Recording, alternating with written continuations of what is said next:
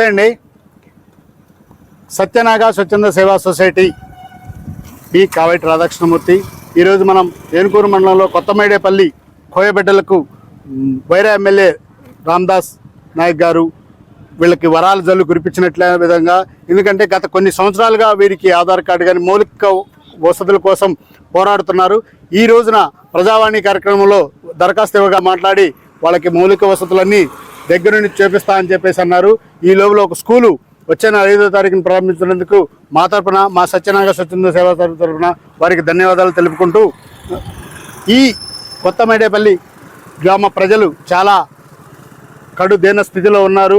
వీరికి సమైన ఆధార్ కార్డు కానీ, ration card కానీ, ప్లస్ కుల ధృవీకరణ పత్రం, జనన మరణ ధృవీకరణ పత్రాలు లేక చాలా ఇబ్బంది పడుతున్నారు. ఈ రోజున ఎమ్మెల్యే గారి దృష్టికి తీసుకెళ్లడం జరిగింది.